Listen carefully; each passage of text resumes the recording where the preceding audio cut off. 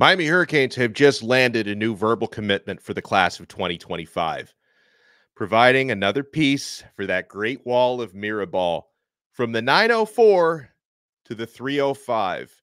Takaylen TK Mew, welcome to the U.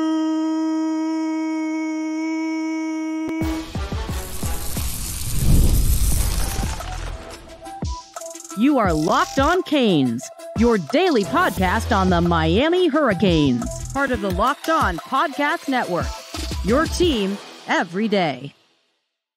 When news breaks, we got it here on Locked On Canes. I am Alex Donno, University of Miami alumnus, longtime South Florida sports radio vet, also co-host of Locked On ACC. Thank you so much to the everydayers for making Locked On Canes your first listen and your first watch today. We're available free wherever you get your podcasts. We're free on YouTube. We're part of the Locked On Podcast Network, your team every day. Hurricanes have added their 7th verbal commitment for the class of 2025.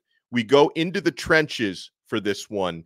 3-star interior offensive lineman Takaylen, goes by TK Mew, has offered his verbal commitment to Miami on Thursday night. This was a fast riser on Miami's board. The staff, including Alex Mirabal, had a chance to go scout him last week. Really like what they saw. The internal reports as far as how Miami views TK is they see similarities on the field and maybe off the field as well. I haven't had a chance to get to know TK yet, but they see similarities with Anez Cooper, who is a trench monster.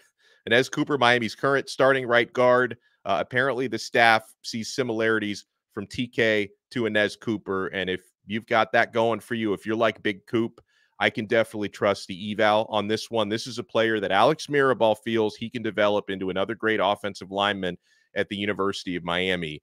TK, he's out of Duncan Fletcher High School in Neptune Beach, Florida. That's in the Jacksonville, Florida area. Miami has definitely been making some noise in recruiting out of Jacksonville in recent cycles. You notice a lot of players coming in from that area.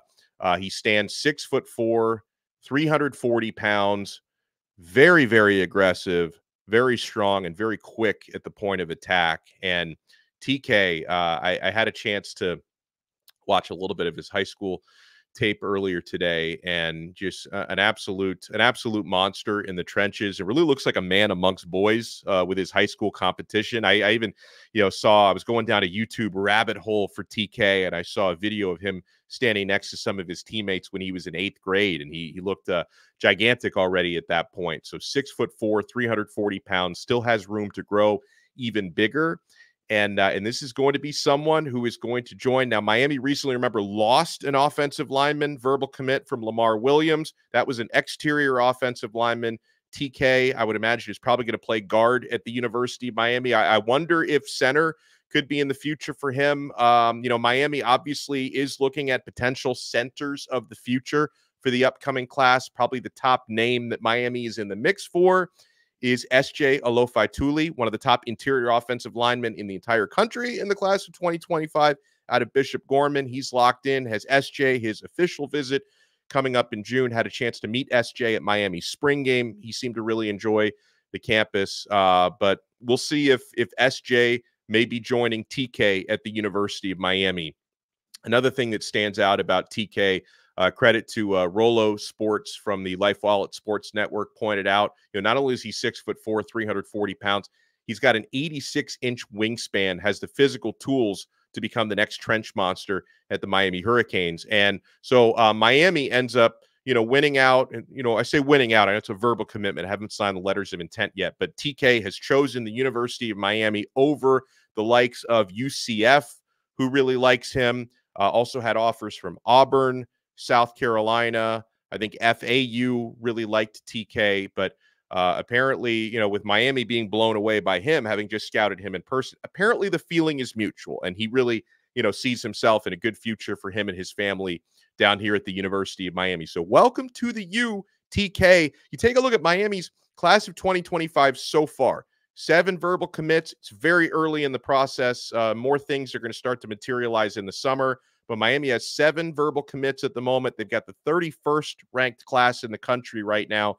If you look at the order of Miami's commits so far, if you order them from their 24/7 Sports rankings. Miami's top-rated commit. They got a bunch of 4 stars in the class already. 4-star tight end Brock Schott, 6'3", 215 pounds, out of Leo High School in Leo, Indiana. Miami's got 4-star running back Gerard Pringle from Armwood High School in Seffner, Florida.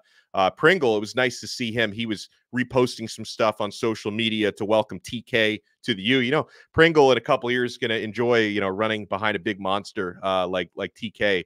Miami's 3rd ranked verbal commit so far is another tight end. Coach Woodall is cleaning up so far. 4-star tight end Luca Gilbert out of Westchester, Ohio, 6'7", 233 pounds. Miami has a verbal commitment from 4-star wide receiver Waden Charles from Palm Beach Central High School, 6'2", 185. Miami's got a verbal commitment from one of my favorite players in the class, 4-star linebacker Elijah Melendez from Osceola High School in Kissimmee, Florida. Miami's got 4-star quarterback Luke Nickel locked in, 6'2", 205. Melendez, by the way, 6'2", 225. And now Miami adds 3-star interior offensive lineman Takaylen TK Mew to the class. So we will continue to cover recruiting here on Locked On Canes. We'll also keep an eye on the transfer portal. I know when that Dennis Smith bat signal came out at 6:30 on Thursday, a lot of people thought, wait, could this be Tyler Barron? Could this be that transfer defensive end that everyone's been waiting on? Not Tyler Barron, at least not yet. Miami, I'm sure, is still hoping for some good news there. And on Barron, the former Tennessee Volunteer defensive end, you know, we've been talking for the last few days about Miami and USC seemingly being at the top of the list for him. Over the last couple days, LSU has been making a push. Now, there's some complicated inner workings of the SEC that could work against LSU there because SEC has their own transfer portal rules about players jumping from SEC to SEC.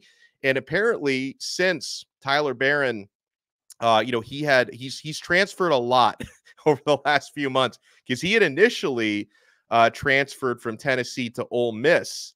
And again, the SEC very strict about players jumping from SEC school to the other. So he had left Ole Miss. I think he had enrolled at Ole Miss, but then left Ole Miss to transfer to Louisville, has left Louisville, and he's, you know, open. But apparently he couldn't go to LSU or can't go to LSU unless Ole Miss is willing to release him and sign some paperwork. So I don't know if Ole Miss wants to do LSU a favor. They're regular season opponents next year. And even if they did, I don't know if necessarily LSU would surpass Miami or USC. They may be running in 3rd anyway, but that's another thing. The paperwork is something to think about. But if we get any news on Tyler Barron, good or bad, we will have it for you guys here on Locked On Canes. So welcome, TK.